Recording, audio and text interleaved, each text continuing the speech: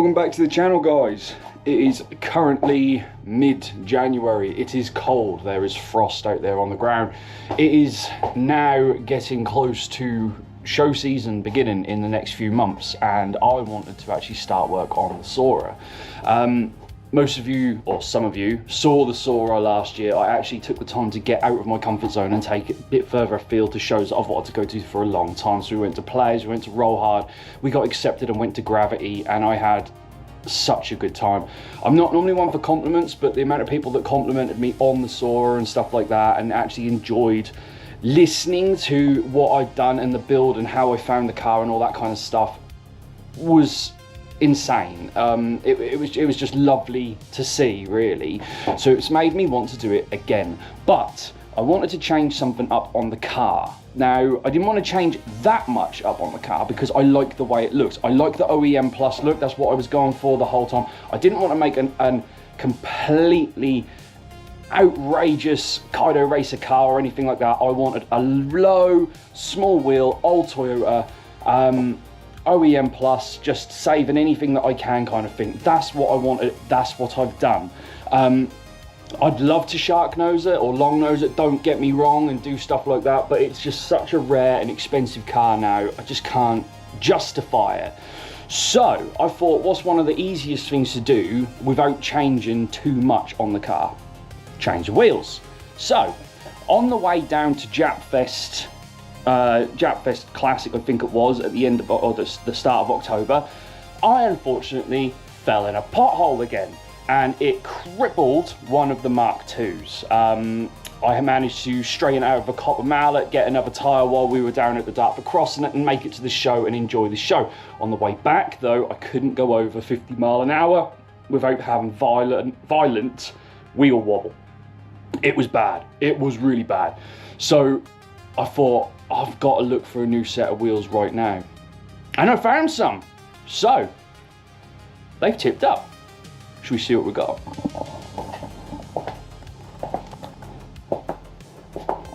So these are what I plumped for.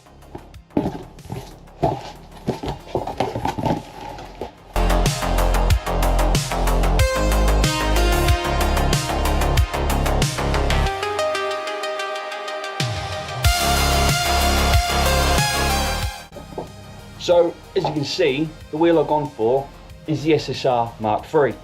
Now, why did I go for this wheel? Well, there's a reason I went for this wheel. Look at it. It looks absolute fucking ace. I love these wheels. I really love them. And not only that, though, I now have the holy trinity of wheels. I have the Mark I SSRs, I have Mark II SSRs, and now I have Mark III SSRs. So, I've got to obviously add more to my collection, but for time being, this will do. These are also 15 by 7.5 for the rears and 15 by 6 for the fronts. Now, unfortunately, they are not the size I want for the fronts, but we'll get into that in a bit. They are also, unfortunately, not the PCD that I need. These are 4 by 100. Now, the only reason I bought them was because they were cheap. If I wanted 4 by 114.3 in this size, they would have cost me double the price that I paid for these wheels. So I thought, I've done it before and I'll do it again. I'll make some more adapter spaces. So what we've done is we've taken one of these to work. This one, as a matter of fact, we've taken that to work. We've got all the dimensions that we need to make another set of these in 4 by 100. So let's go see if the material is tipped up, and then we can get on making them.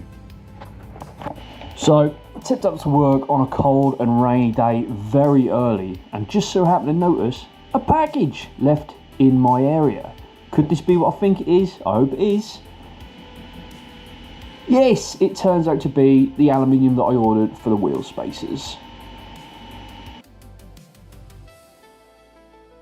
So the aluminium I ordered was T6 grade, 6-inch diameter and 50mm thick. I also worked out all my dimensions already, so we were ready to go. We were ready to start programming and get to work on them. We started off by programming the first end on the ancient Nakamura Tome TMC4.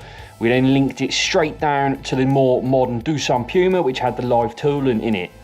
We edited the program to suit too. Then had to set up all the jaws and the pressure right so we didn't actually crush any aluminium or ruin anything.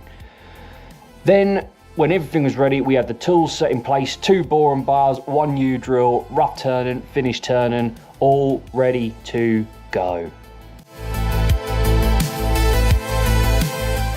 We also got all the work shift put in place and the tolerances and everything set, all ready to go. So we close the door and hope for no bang.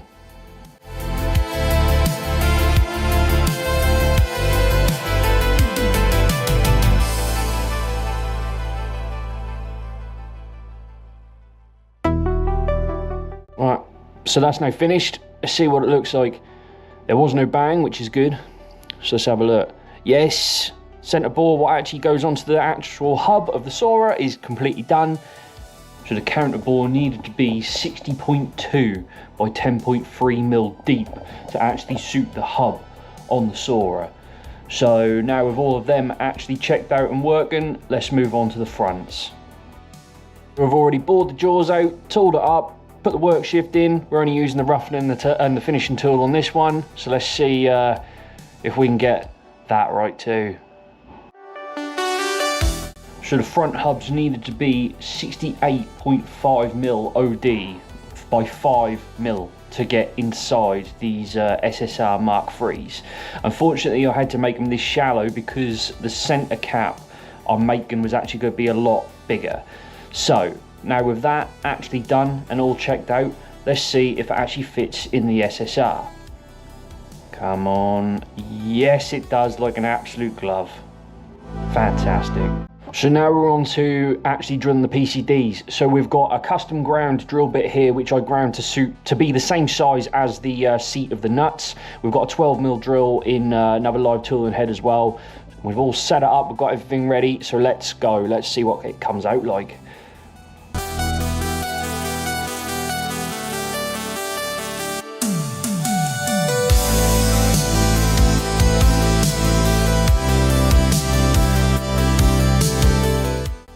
So, as you can see, both PCDs are now drilled. We've got the larger ones here, which are the 5x114.3s, and then we've got the smaller here for the studs to stick through. These are the 4x100s. These are the ones we've got to open out a little bit for the studs to actually press through.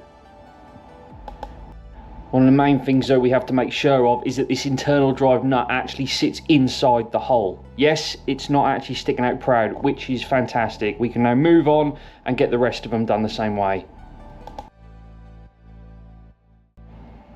So now let's test this one out in the Mark III to make sure that they're all right before we go any further. So straight in the back, yes.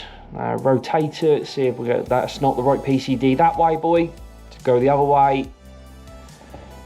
Keep going, keep going. There you go. Absolute magic. Look at that. All 4 holes completely aligned. Stunning. Now we can do the rest of them. Oh, while I was machining these, I realised I needed some new centre caps because the centre caps that were for the Mark IIs, they will not fit the Mark IIIs. So we needed to make some to suit the factory centre caps for the Soarer. So we got some billet aluminium and we made these. So these are the centre caps that we made. We made them so they fit inside the spaces. We've got the 3 holes there as well, so we can just put a long Allen head, a long cap head screwed straight down there. So we now needed to drill the 3 holes on the actual hub side of the spacer. So this is it. We've drilled the 3 holes here. We haven't tapped them yet, but we've just drilled them. So if we take the centre cap now, put it on top. Fits in there like an absolute glove.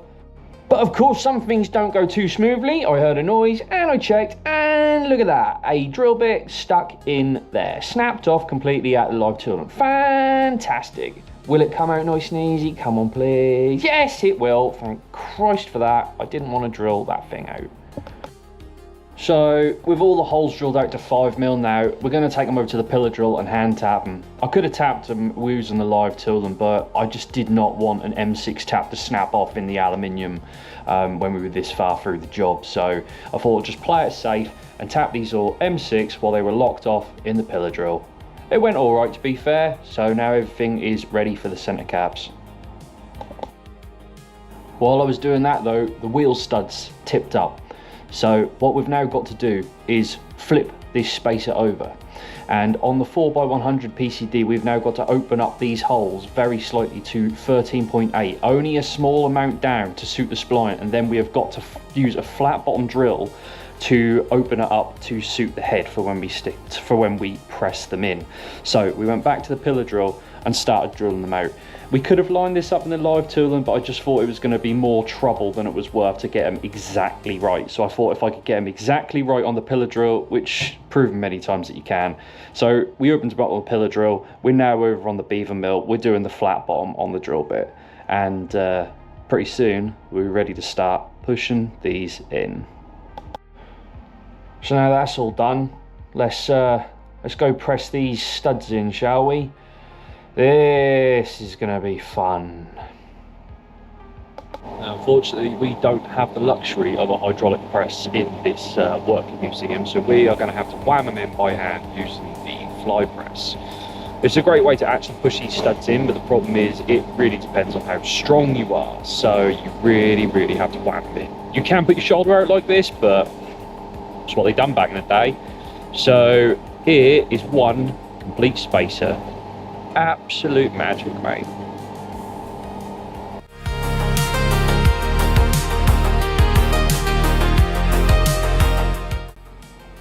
And that is all 4 spacers finished, ready to fit on the car to see if I didn't fuck up. Right, so with the spacers now all done, we can actually start fitting it to the Soarer just to see if I got all my calculations right. So we're going to do the front first. Obviously we're just going to jack it up, get that space saver off, and then we're going to chuck the spacer on and yeah, see if I got it right.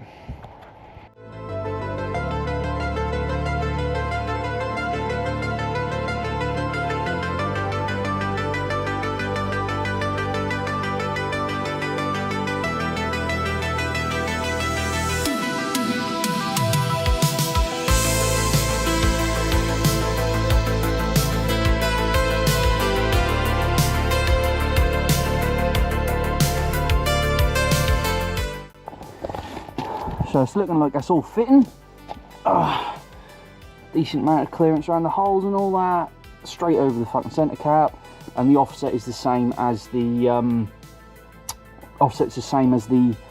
Mark IIs that I am taking off. So that's why this lip is being replaced with one that's an inch bigger, because it's 15x6 this one, and the one I took off is 15x7. So I'm going to space it out exactly the same as the other one, and then it will be nice and flush with the arch, just like the Mark II is. So happy days on that one, mate. Well happy with that.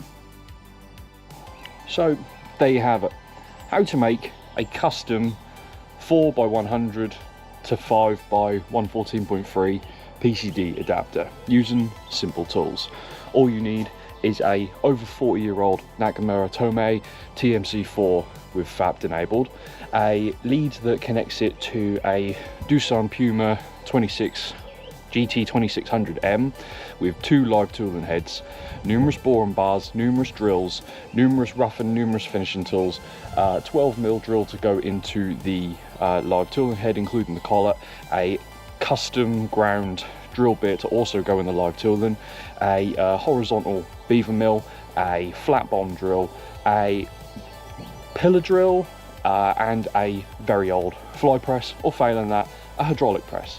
So see, easy. All the stuff you're blatantly going to have knocking about in your kitchen drawer or in your granddad's shed. Simple. So with the spacing now all done, we're now got to move on to actually getting the wheel, well, looking how we want it to look.